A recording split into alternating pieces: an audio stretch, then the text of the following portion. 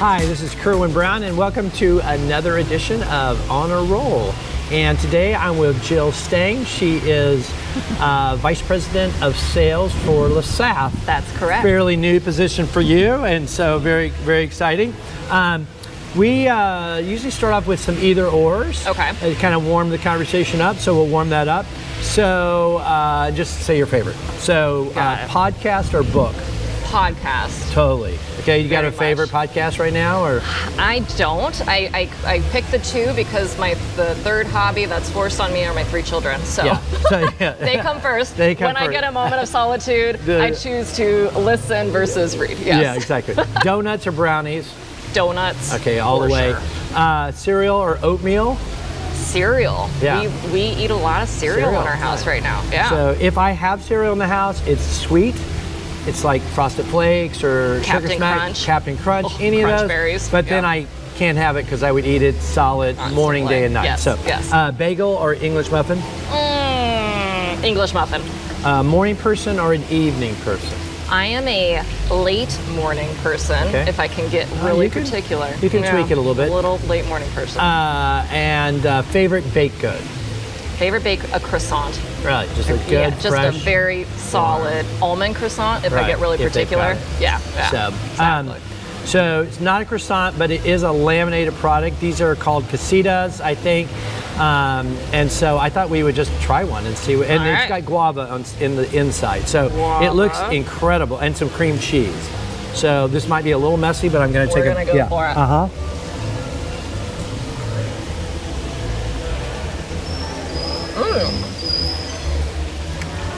The filling is great. It's really good. Uh-huh. Super light. Mm-hmm. Kind of coated with some, a light layer of sugar. A light layer. He's being kind. Yeah. Wow, that is really good. Awesome. That's So a I good thought way to they'd, start off. yeah, a little. right. We were talking about baking, so tell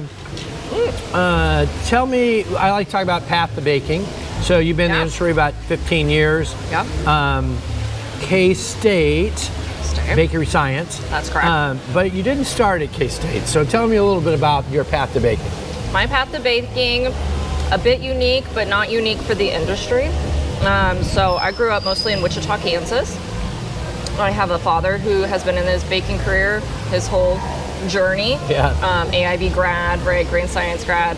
And then my mom was a food science major. So they found each other, and I'm the oldest of 4 girls. And growing up, my mom started her retail bakery in Wichita about when I was in 5th grade. Wow. 5th or 6th grade. And so that took, like any new entrepreneur, right, starting your own Right. business, you dump everything in it, including your children. So Right. we all got to come with her. And whether it was washing dishes, icing cookies, the mop bucket, like you call it, Right. we did it. And Right. so I grew up in that bakery. And Right. it was, we did wedding cakes, Yeah. Wow. frosted sugar cookies, so nothing bread, yeast Right. raised, right? More of a sweet goods place, but really a foundation of where Yeah. I got my entry into it. And you would think that would have locked me in. Right. But I said, I don't want to be like my parents. Right. So No I way. went to K-State because we were Wildcat fans, and went into kinesiology, which I liked, but I said, gosh, that's like, I want to tweak it a little bit. And I think I fell a little bit into food science. And my dad was like, how about you just try a bakery 101 class? Like, I know a guy, Yeah. right? Dave Krishock, shout out to my old advisor, and got in, and I was hooked, right? So it was just meant to be, and a really wonderful program. Yeah, that's awesome. Yeah. And then, you've been in it 15 years. Yeah. You sort of, you've had a couple of different jobs. I have. You just started with Lesaffre.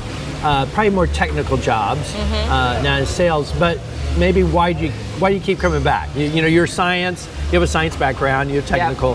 So, but why do you keep coming back to baking? I love this industry. I feel like it's always cheesy, and you hear it so much that it's like it's the people that make it. But Right. you put so much time and attention into your career, Right.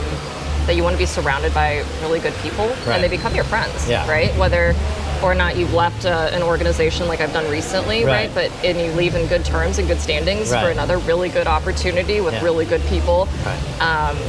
So so I keep going back because of the people. And I Right. love the technical, having a little bit of that technical skill set. Sure. I've been in sales for too long now to say I'm too technical anymore. Right. I know enough, and then I Right. pull in people. Yeah. But I think that's the 1-2 punch that makes really good, talented sales Right. account managers in the field.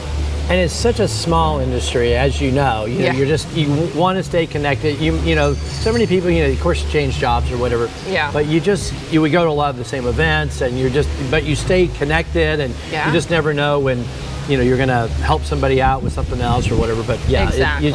and it is the people. It is. I also like to do kind of maybe a funny story or something. Yeah. You look back on your career and maybe something that happened to you or something, kind of Yeah. worst day or funny day or something. You have a good story for us?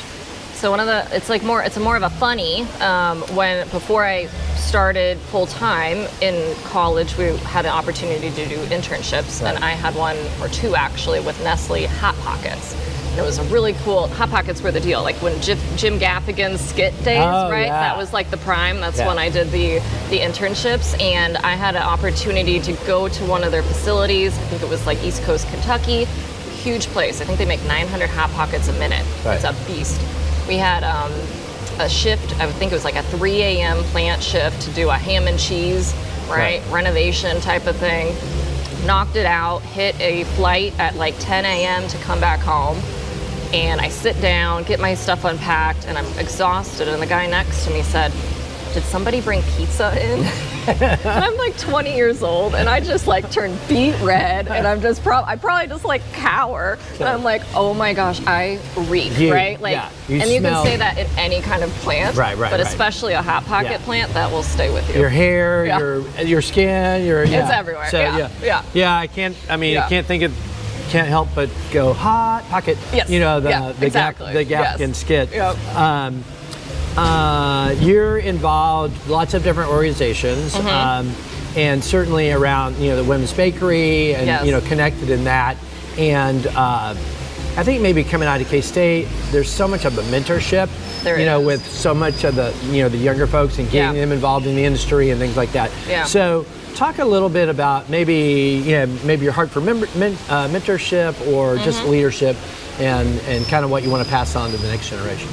I think it's really all about getting involved. I think when you're really early and you're starting out in your career, I think you can be a bit more timid of, oh, what do I have to bring or offer, and Right. within a group that's so well, as we're at BEMA convention, like we all know each other so well, but that does take time, right? Yeah. So my first BEMA connection, I maybe didn't know everybody, Yeah. but the second time I knew some more, Yeah. third time I knew some more, fourth time I get back, right? Yeah. So I think it's just going back every single time and being really dedicated and committed to making an impact and making a name for yourself. Secondly, I think mentorship's it's huge. I think I have 2 kind of parts to that. One, I think as I turned into a sales journey, something I took upon myself was to learn golf. So we Oh. have a lot of golf in the industry. I always came from, well, I don't know how to golf. Right. And one day I woke up and I said, well, I can learn. Right. Right? So 3 years ago, I did a Golf 101 and a Golf 102, signed up for a golf scramble, and haven't looked back. And, everybody has been super welcoming Right. and kind, So I think, one, it's a little bit about getting out there Right. and making yourself a little uncomfortable Right. before you get confident with it. But number 2 is finding the right people. Right. And I think within the industry, the women are so well connected. I think mentorship is huge, Right. whether you get it from the industry or outside the industry. Right. I just spent a week at an external training actually for finance. And it was really fascinating because it's all these different people from walks of life.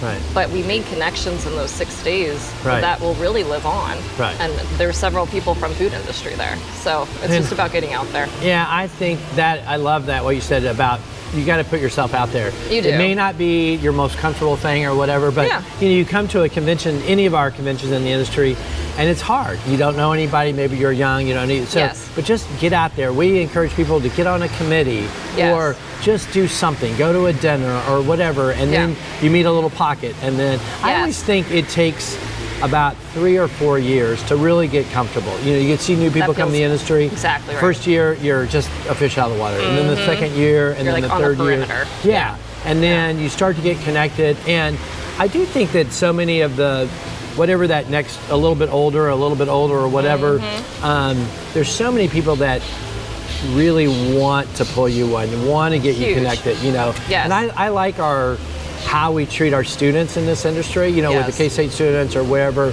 We want to get them to IBIE. We want them to get them to our conventions. We want to we want to get them involved. So, and again, that's our future. So we need to get them Absolutely. involved. Absolutely. No, I think that's huge. I think also finding that mentor or the circle that has been here maybe 15, 20 years more, right, is super huge because they had that legacy, right? They continue their legacy, but they know how important it is to get involved. I think that's some of the things too, is maybe I have been on that perimeter, right, 5-8 years ago, and they said, Jill, come on in, right? And you need that circle of people, and then you never go back. You never go back. So, all right, well, thank you, Jill, for spending a little time with us, and we'll see you on the next edition of On a Roll.